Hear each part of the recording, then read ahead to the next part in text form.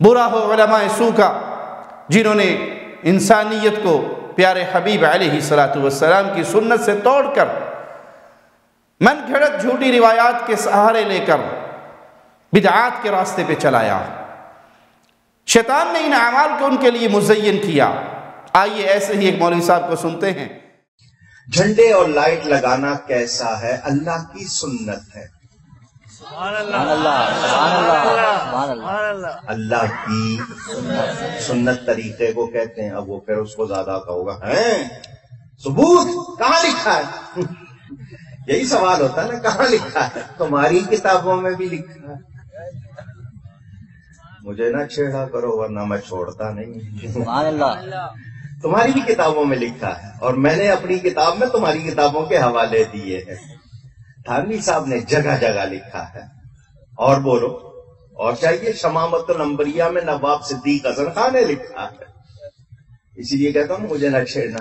اب کہو گے جی آپ، میں نے کہا اللہ کی سنت، تو یہ بات سن لیں۔ حضور صلی اللہ علیہ وسلم کی والدہ ماجدہ فرماتی ہے جب حضور کی ولادت کا وقت آیا میں نے 3 چیزیں دیکھی۔ فرماتی آسمان کے تمام ستارے سمٹ کر میرے گھر کی چھت پر جمع ہو گئے، جھکے، مجھے لگتا تھا ابھی گر پڑیں گے۔ رب نے چراغاں کیا یا نہیں؟ ہم آسمان کے تارے نہیں توڑ کے لا سکتے، کمکمے لگا کر اسی سنت کو پورا کرتے ہیں۔ فرماتی ہیں آسمان سے فرشتے 3 جھنڈے لائے، ایک کعبے کی چھت پہ لگایا، ایک مشرق میں لگایا، ایک مغرب میں۔ جھنڈے لگانا اللہ کی سنت ہے۔ ہم اتنے ویسے جھنڈے نہیں لا سکتے، ہم جب بھی جھنڈے ہمیں ملتے ہیں لگا کے اسی سنت کو پورا کرتے ہیں۔ آئیے اس روایت کی حقیقت دیکھتے ہیں۔ یہ روایت کتب حدیث کی بنیادی کسی کتاب میں موجود نہیں ہے۔ امام ابو نعیم رحمہ اللہ جو سن 430 ہجری میں فوت ہوئے، وہ اپنی کتاب دلائل النبوہ اس میں یہ روایت لے کر آئے، اور اس روایت کی سند میں ایک راوی یحییٰ بن عبداللہ البابلتی ضعیف ہے، اور اس کا استاد ابو بکر بن مریم وہ بھی ضعیف راوی ہے۔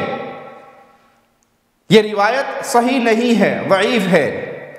علامہ جلال الدین سیوطی جس پر ان حضرات کو بڑی ان کا نام لے کے بڑا فخر کرتے ہیں اور ان پہ ان کو بڑا ناز ہے، وہ بھی اپنی مشہور و معروف کتاب الخصائص الکبریٰ جلد 1 صفحہ 118 پر یہ روایت لے کر آئے۔ کافی طویل روایت ہے جس کے صفحہ 120 پر 3 جھنڈوں کا قصہ بھی موجود ہے، کعبے پر، ایک مشرق میں ایک مغرب میں۔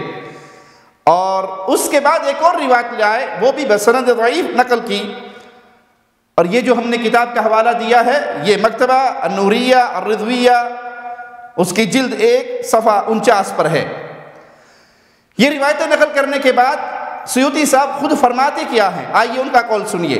قلت هذا الاثر والاثران قبله فيها نكارة شديدة، میں سیوطی کہتا ہوں یہ اثر اور اس سے پہلے کے 2 اثر ان میں شدید نکارت پائی جاتی ہے۔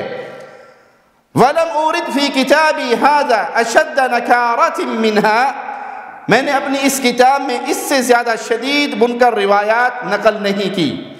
ولم تكن نفسي لتطيب بإرادها، میرا دل انہیں یہاں لانے پر مطمئن نہیں تھا۔ ولكني تبعت الحافظ ابا نعیم في ذلك، لیکن میں اس معاملے میں حافظ ابو نعیم کی پیروی کی میں نے اور ان روایات کو یہاں نقل کیا۔ لیجئے یہ حال ہے سیوطی صاحب کے کلام کا، جو آپ کے ہاں بڑے عظیم محدث مانے جاتے ہیں، وہ صاف اعلان کر رہے ہیں کہ پیش کردہ یہ روایات منکر روایات ہیں، اور منکر روایت ضعیف ہوتی ہے۔